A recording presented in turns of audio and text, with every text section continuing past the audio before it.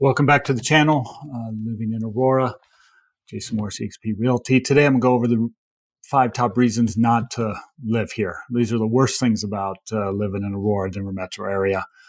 So stay tuned for that.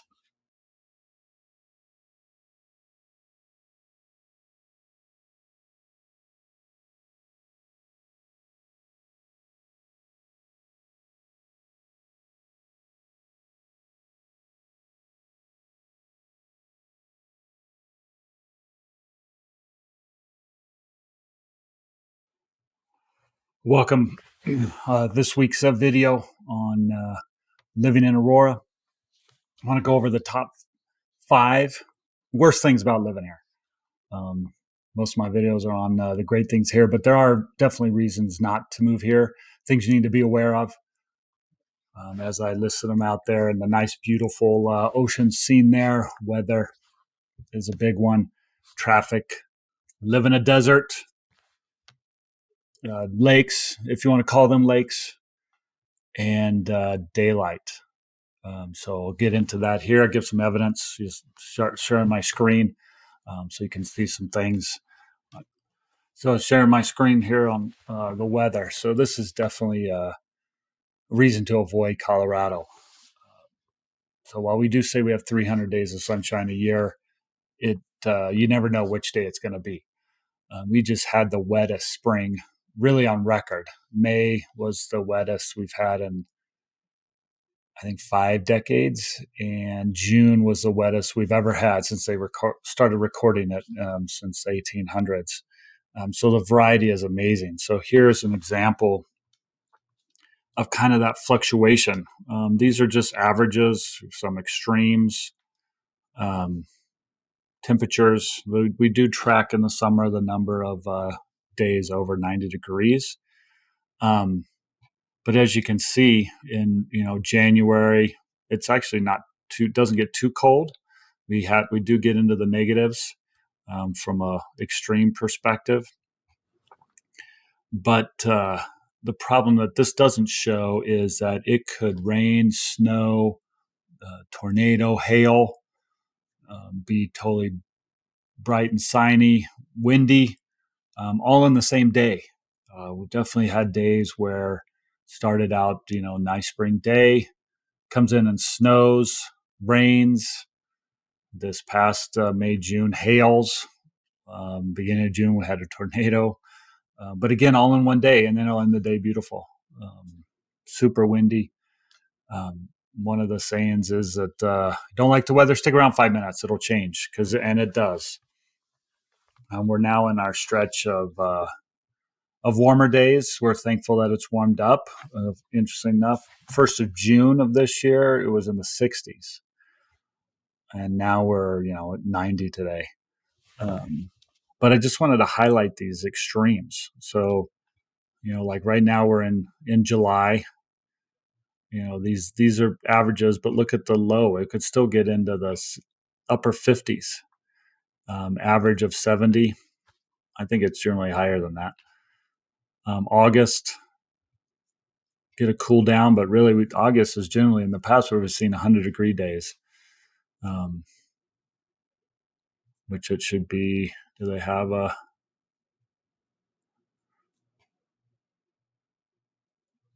No, they don't have the actual. Oh, there it is. High 102.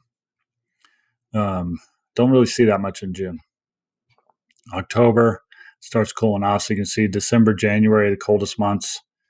But it's really, when does the snow show up? So typically we don't get any snow October, November, December. We may get a one-off storm that's gone.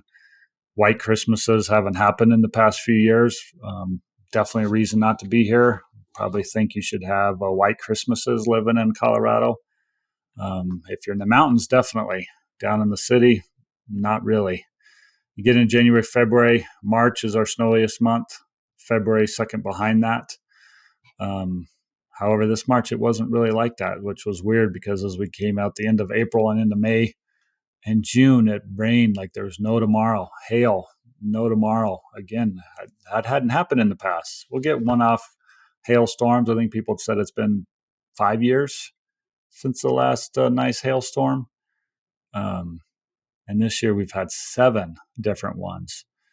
So the extremes in the weather, if you're not looking for the variety of weather, this is definitely a place to avoid. If you want that somewhat constant temperatures, go further south, further north. It's kind of maintains their temperature variations. Here, it's all over the place, and so definitely to avoid for that. Number 2 item to avoid is the traffic around here.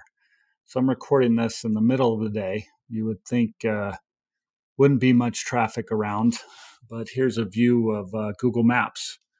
And as we're all familiar with the green, yellow, and red traffic patterns around the area, this is the Denver metro area. Aurora is over on the southeast side of town. 225 is a major Aurora highway, and then bordered by 470 is a toll road. Way out on the east side, it circles pretty much all of the Denver metro area and goes way up north back into almost touching I-36 here. It's only a tollway from 225 or I-25 on the south side out to the east, north, and then back around to the west, and toll road stops. This small section on the southwest side of town is not a toll road. But as you can see, as we zoom in here, this 270, I've talked about 270 in prior videos. It's to be avoided at all costs, all times of day. It's really ridiculous. I drove back from the north side of town late Sunday night, and 270 was still all backed up. It's absolutely ridiculous. It's one of the roads. There's only one exit in the middle for the Vasquez Boulevard. There's no other way to get off once you're on that highway until you get to the end. But yeah, it is always, no matter again what time of day, backed up. The interesting thing on I-70, it's always backed up here, but they're finishing up the construction of putting the highway under the ground right there. And it really has had no impact on the traffic. The idea was to lower it under the ground to have more community space above. They widened it, added a toll lane for to get by traffic, and it did nothing for that area. Other main area, I-25 going through right down the heart of Denver. Again, all times of day. It's pretty phenomenal that we've grown that much. The traffic there is never lessened. Again, driving through that any time of day, it's backed up. It's horrible. Hamden here, this 285 is also Hamden Avenue. That comes and goes.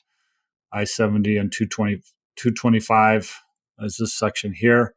And the interesting part of that, it's going eastbound to get onto Pena Boulevard, and where it's merging with 225 doing the same thing. How the lanes merge right there wasn't done very well. There isn't much space before the first exit, and then on to Pena Boulevard.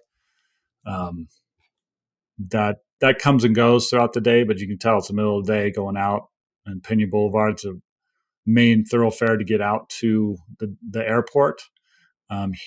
Here at this intersection backed up, there might be an accident right now. That's not typical. But as you can see, there's slow parts all over. 225, this is the other one.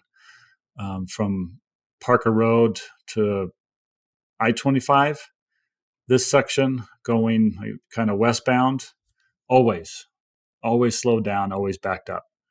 The first exit is here at Yosemite. When you get on at Parker Road, and the next one here is down to Yosemite, and then DTC Parkway, and then 225. But there's nowhere else to go. It's a 3-lane highway.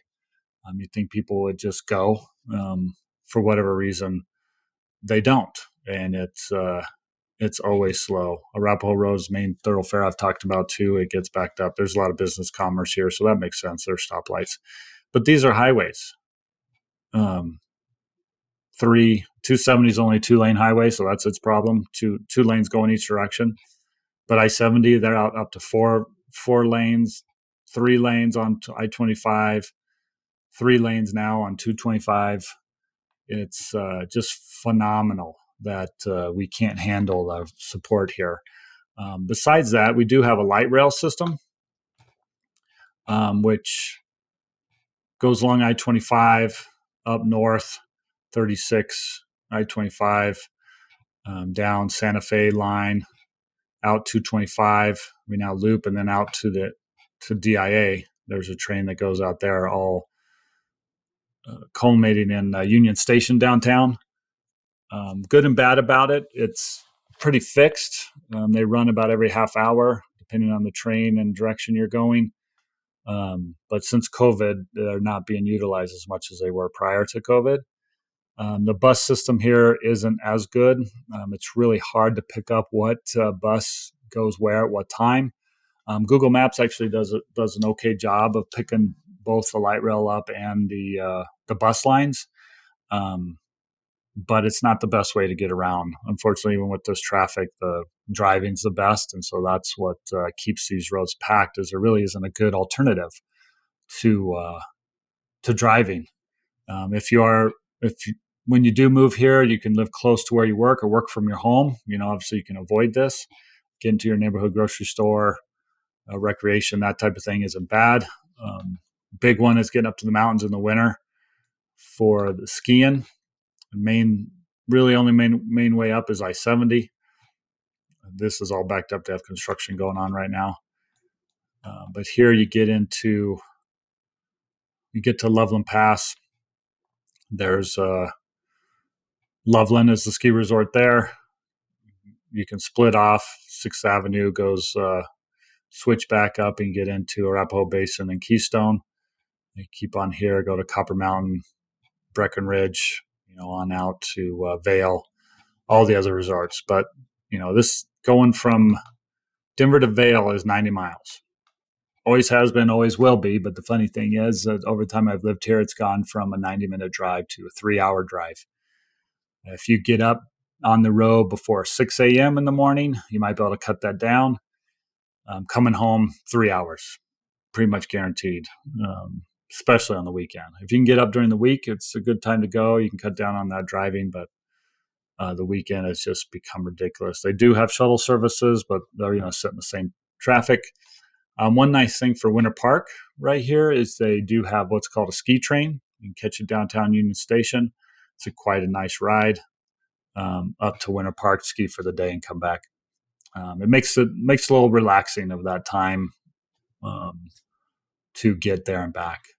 But yeah, the traffic here is just horrendous. It's gotten worse, unfortunately, and that will continue to get worse. There's nothing really you can do in this area to get rid of it. Number 3, I'll run through these last 3 a little quicker. We live in a desert. Aurora, Denver metro area, pretty much all of Colorado, south or central to south and southeast is a desert. We have no humidity whatsoever. It takes a lot of water to maintain your properties. It does have effect on your skin, your health, and it's a high altitude. So it kind of contradicts that desert perspective being at a mile high, 5280 feet elevation.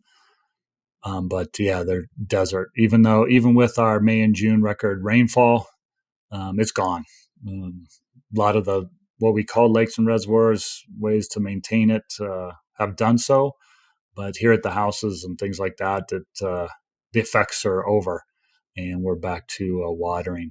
You have to do a lot of water. They're encouraging now to get to zero scaping at your homes.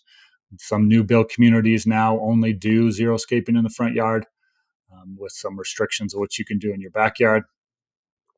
But it's a desert. And so if you're not prepared for a desert climate, don't want to be in a desert climate, definitely avoid Colorado. Number 4, tack onto that is lakes. So if you're looking for water activities, not the place. We do have several reservoirs around the area for boating, fishing, that type of thing, but that's what they are. They're just little ponds in perspective to the rest of the nation on what water looks like. On the map I've shown previously, they're small. In Aurora, there's a couple, Quincy Reservoir, fishing only. Aurora Reservoir, you can do some paddle boarding, swimming, those type of activities in addition to the fishing. Right outside Aurora, Cherry Creek Reservoir, you can do everything on it, boating, all that stuff. Further west, Chatfield Reservoir, again, can do everything on it. Going up north, Horseshoes Reservoir. There's some others. They're a lot smaller, though. And if you want to go up to the mountains, there's Dillon Reservoir. You can do it all. That's lost tons of water. It actually feeds into the Colorado River and on out to California and all of that. One nice thing with all the rainfall we've had recently is they've said it raised Dillon up. It raised the Colorado River flow rate up to help those that feed off of the Colorado River. But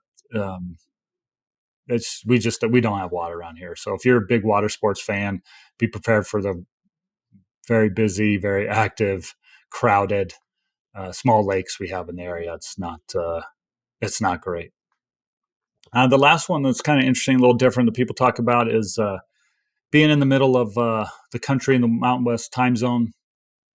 Our sunrise, sunset times are extreme throughout the year. Obviously, not as extreme as way up north, but we go from the sun setting in the winter at 4:00 in the afternoon, which is brutal. One of the things I hate most here in the winter, being dark at 4:30, really sucks. In the summer, it's really nice because it could stay dark to 9 p.m. But it's a huge 5-hour gap that we transition through every year and go through that cycle. Time change adds to it. It's just brutal. I wish we'd stayed on this standard time in the summer, or savings time, I think they call it, with the 9 o'clock thing. That would at least move the winter sunset to after 5. Feels a little better. Sun coming up later in the right now in the heart of summer, it's coming up around 5:30, but in the winter it's 7. It's just that part just sucks. The day, you can feel the day is shorter, and definitely need that time change to help that. But if you are into that variety, that variation, again, move further south. You can reduce the impact of that variety and sun setting, sun rising time frame. But I really, really do not like sun setting at 4:00 in the winters. It's just a mood killer. But there you go. There's my 5 things to avoid, or at least to be aware of if you're going to move to Aurora. They are brutal. They do have an impact. They affect your day to day. Have any questions on that? Let me know. My number, call and text, a calendar below. You can get on my calendar. We can talk through your situation, and just make sure you come in with your eyes wide open. Have a great week.